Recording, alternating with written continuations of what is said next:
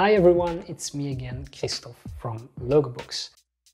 Today I have something very special to show you guys. I have been waiting for so long to get my hands on these books, and today is finally the day that I'm able to show you these beautiful books. I'm talking about these guys, Top Symbols and Trademarks of the World by Franco, Ricci and Corinna Ferrari. As you can see, these are just two books, but you've probably noticed that this is volume 1 and this is volume 11, and the good news is I have the entire collection, so I'm going to show off the entire collection. Be prepared, because this video is going to be a little bit different, also quite long. Sometimes I will speed up certain parts of the video, but don't get me wrong, this is definitely going to be worth it. So that being said, relax, sit back and enjoy these beauties. Here they are, the entire collection of Top Symbols and Trademarks of the World by Franco, Ricci and Corinna Ferrari. I'm just going to start with them because I'm going to show all of them in the same video. So let's start with the first one right over there, number 1, United States, Part 1. As you noticed, every book is the same, or that's at least how it seems like. I will show you some small differences later on this video, but let's first start with the content of these books. There are 11 volumes. Volume 1 starts with logos and trademarks from the United States. Obviously, that is what the title says. This is part 1. So there are 2 parts in total. To begin with, we get a little bit of information about the book, or at least people who contributed or worked on it. For example, George Nelson, Burton Kramer, Juan Perujo, Colin Forbes, Vittorio Gregotti and a couple of others as well. So here a little bit of information on the book. Forward, you get a preface written by Corinna Ferrari. Introductions, every book contains an introduction depending on where the logos come from. So here you get an introduction on the designs that were made in the United States, what was living in that day, what was important back then, what influenced the designers back in that day, and that is the case for every book. And then the beauty starts. So the design of this book is always the same. You always get 4 logos on the right, and at the left you always get the information about every logo. So starting with the firm or the company, the location, the industry of the company, the designer, and the year when the logo was designed. And that is basically it. So these books are obviously books to get inspiration, or gallery books as they're also called. So there isn't a lot to say about these, but the only thing that I can say about these is that they are beautiful. They are very popular as well. A lot of people are looking for these. A lot of people dream of owning these, so I'm very grateful that I am able to show these books to you, because they're beautiful. I'll just go quickly through the other volumes. I won't speak too much because every book is the same. Of course the work is not the same, but I mean the structure is the same. Of course the explanation is different as well. Here, part 2, which also includes work from Canadian designers. Here you get no introduction apparently, just immediately the logos. And let's just look at the beautiful work that we can find in this book.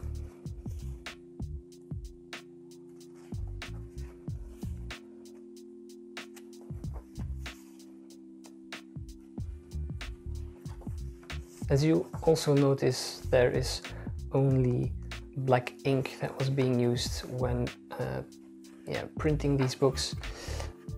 I don't know about you, but I'm a big fan of logos that are only printed in black. I said it before, the reason why I really like logos that are only printed in black is because they emphasize the beauty of the shapes. It doesn't involve emotions because there are no colors in it. Although certain shapes can of course communicate emotions as well. But again, if a logo is printed in black, in my opinion, it enables you to fully enjoy the beauty of the shapes of the logo. So this book, volume 3, contains work from Japan, Spain and Latin America. So here there is a small difference because the first 2 parts were only United States or Canada in part 2, and here you get 2 countries actually and 1 continent, let's say, that is represented in this book. Here work from Argentina. Let's take a look at what we can find here. Beautiful work.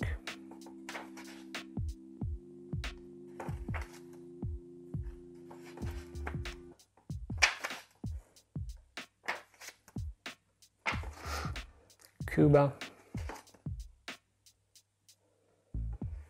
Work by Felix Beltran, probably one of the most important or most known designers from Cuba. The 4th book, Great Britain, Ireland and Benelux. For the people who don't know, Benelux is Belgium, Netherlands and Luxembourg. Introductions by country. I'm going to skip that.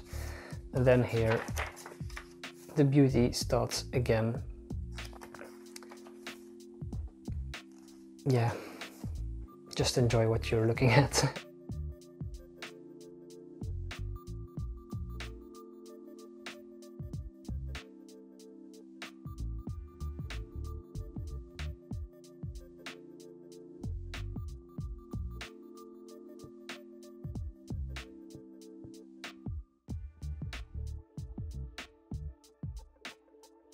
Number 5, France and Italy.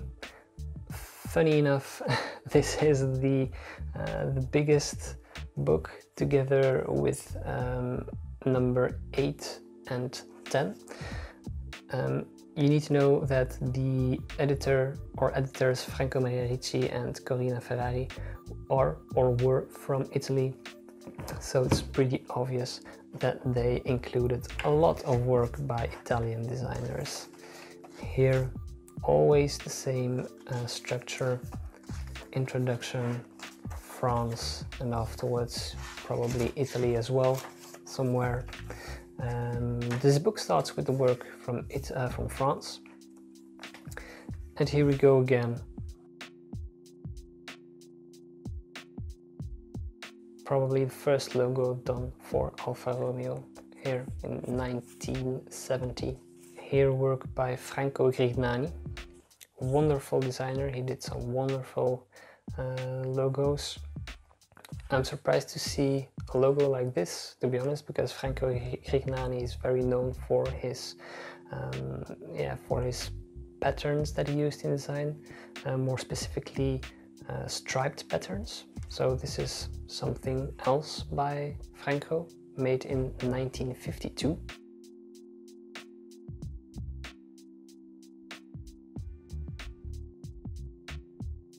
Number 6, Switzerland, West Germany and Austria.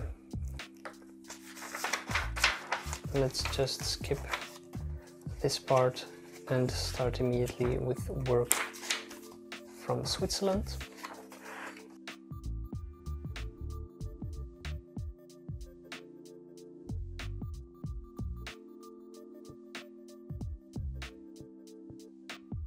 Number 7.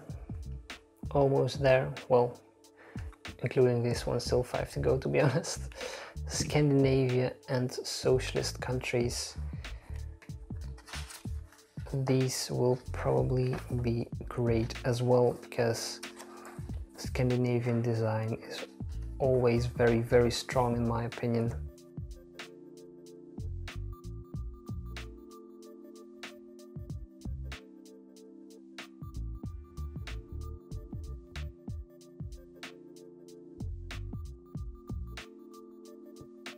What's funny about this book, as you can see, these pages are turned yellow while these are perfectly fine. So that's quite odd to see. No idea how that's possible, to be honest. But yeah, unfortunately it happened with this book. And here again, not a lot of colorization of the pages. Work by Stefan Kanchev, Bulgarian designer. Marvelous work as well. Made a lot of logos, but really a lot. It's one of the best in my opinion. In the 8th volume, the editors changed their approach a little bit, because previously every book contained work from a specific country or a specific region, while the 8th volume and up features work that was recently done. Of course, this is the annual of 1977, so this book contains work that was made, let's say, during the 70s until 1977, of course. So this book here contains work from multiple countries. So here we can find location of Buenos Aires, here Austria. Beautiful work again. Here work from Belgium, Polyboo, Daniel van den Borre. So it's still divided by country, but you get a lot less logos, of course, but you get more countries that are being featured in this book.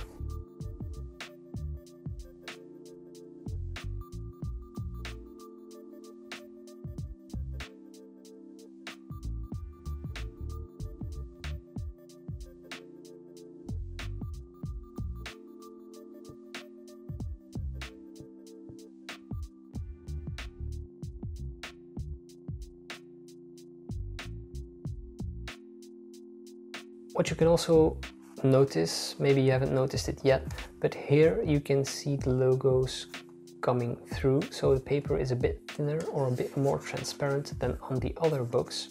So that is a slight difference in the quality of these books. Quality is still nice, of course, but it's noticeable in this book. And let's take, for example, the 3rd volume.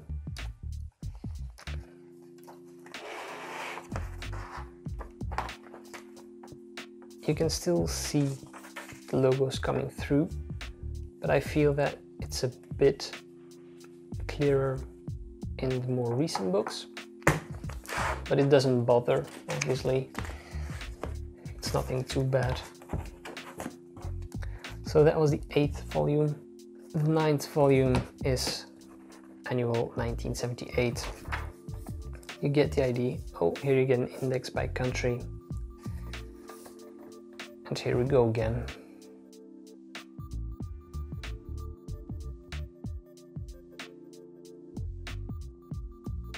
10th volume. I'm also going to take the 11th volume, because here you get a slightly different cover. On first sight, the covers look the same, but I'm pretty sure that you can see on camera that there is a difference. So these two, the white is a lot whiter than on this book, and it's not because this book is dirty, but it's because they used a different company to print the books. So the first books were produced by Grafiche Milani, and the 10th and 11th book were printed by Industrial Photo. So it's clear that there is a difference, and unfortunately the last two aren't of the same quality than the previous ones. It's just the cover. You can see it here, Deco Press.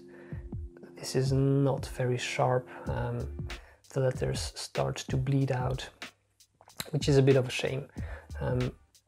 But the content stays good. I mean, printing quality is good. Paper is a bit whiter, which is not bad. It's just slightly different. So the 10th volume showing work of the annual 1978 and 1980. Again, same structure, nothing changes here. So as you can see, printing quality doesn't really, shows, but if you have the entire collection, you of course notice that there is a slight difference.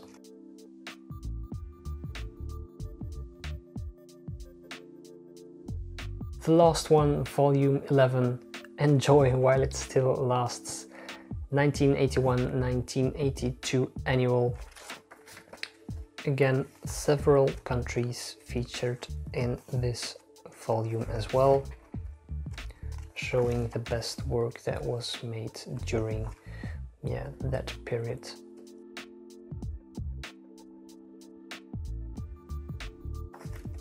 So if I look at the last two volumes, I do have the impression that I prefer